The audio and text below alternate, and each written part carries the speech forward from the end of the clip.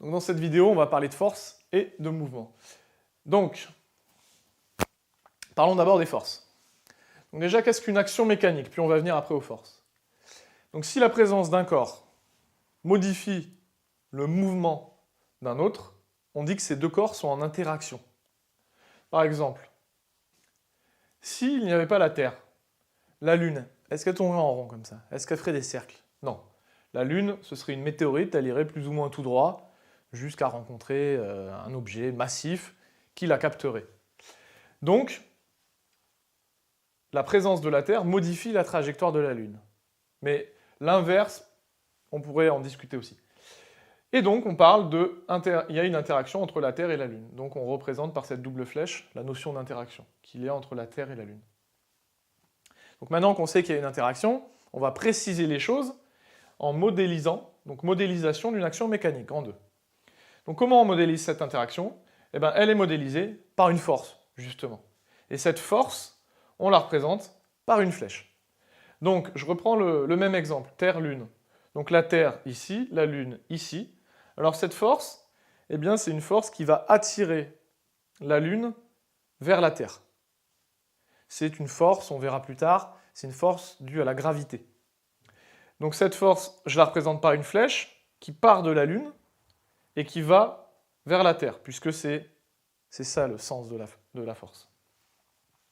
Alors ensuite, pourquoi je la fais partir de la Lune, cette flèche? Bien parce que cette force, elle s'applique à la Lune. Elle ne s'applique pas à la Terre. C'est la Terre qui tire, entre guillemets, qui tire la Lune vers elle. Donc cette force s'applique à la Lune, donc je la fais partir de la Lune, et je mets la flèche vers la Terre pour montrer que la force a tendance à tirer la Lune vers elle. Mais par contre, on ne va pas tout de suite rentrer dans le détail de pourquoi la Lune ne s'écrase pas sur la Terre. Juste réponse très courte, c'est parce qu'elle tourne. Parce qu'elle tourne, elle a de l'énergie, ça l'empêche, entre guillemets, de tomber sur la Terre. Mais ce n'est pas le propos dans cette leçon, dans cette vidéo.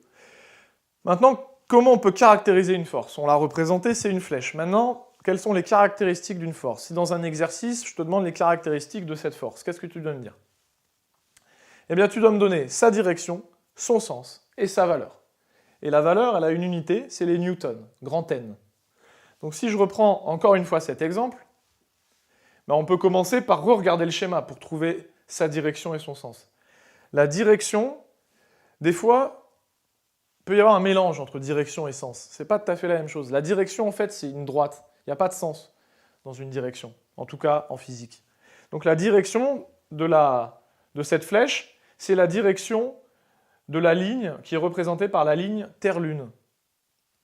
Donc c'est ce que je te dis ici. Premièrement, sa direction, c'est la droite Terre-Lune. Ensuite, une fois qu'on a la droite, il faut indiquer le sens de la force. Ben, tu vois que la flèche, je l'ai faite de la Lune vers la Terre. Donc c'est ça son sens. De la Lune vers la Terre. C'est pas plus compliqué que ça. Puis ensuite, sa valeur. Quelle est sa valeur? Ben déjà, elle est en newton. Puis sa valeur, là, je te l'ai écrit, parce que moi je l'ai calculé, parce que je sais comment on la calcule. Et bientôt tu le sauras aussi, parce qu'on fera une vidéo sur la gravitation. Pour l'instant, ça, c'est un peu mystérieux. Mais bon, c'est sa valeur. 2 fois 10 puissance 20. Donc 10 puissance 20, tu te rappelles ce que ça veut dire? C'est un 1 avec 20 zéros derrière. Force gigantesque. Et en même temps, c'est pas étonnant, parce qu'on parle d'objets qui sont absolument massifs, très gros. Donc c'est normal que les forces avec lesquelles ils interagissent soient grandes. Alors maintenant, on va passer au 4e paragraphe, sur le fait que la force a une influence sur le mouvement. Ça t'étonne pas, hein? On a parlé d'action mécanique. On a dit que quand deux corps avaient une action mécanique l'un par rapport à l'autre, c'est justement parce que l'un influençait le mouvement de l'autre. Et cette fameuse action mécanique est modélisée par une force. Donc c'est clair que la force a une influence sur le mouvement. Donc, on va faire deux schémas qui te montrent quand est-ce que la force agit et quand est-ce qu'elle n'agit pas. Donc ici, on a une météorite, dans le premier schéma là. Cette météorite, elle est tellement éloignée de la Terre que pour l'instant, ces deux objets ne se sentent pas, ne sont pas en interaction.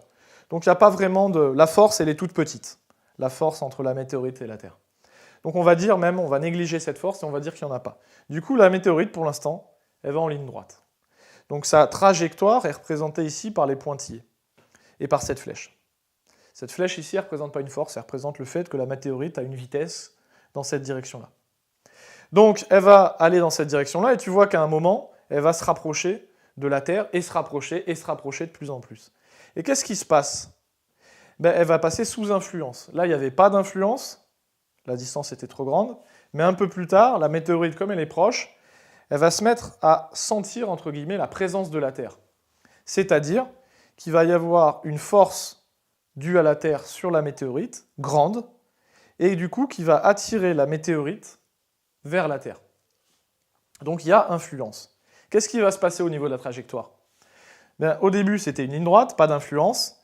Puis tu vois qu'à chaque instant, il y a une force qui va tendre à rapprocher de la Terre. Mais la météorite, elle a une vitesse, donc elle continue quand même un petit peu tout droit, mais elle commence à tomber sur la Terre. Donc elle incline, elle commence à rentrer dans un virage, et puis elle continue d'avancer, elle continue ce virage, puis au fur et à mesure qu'elle avance, elle dépasse la Terre, elle s'en éloigne de plus en plus, et elle perd cette interaction, ce qui fait qu'elle va reprendre une ligne droite.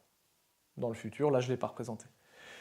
Donc la force a bien eu une influence sur le mouvement. Encore faut-il que les deux objets soient suffisamment proches pour que la force soit grande et qu'elle ait une influence. Là par exemple, la force était tellement petite qu'il n'y avait pas d'influence.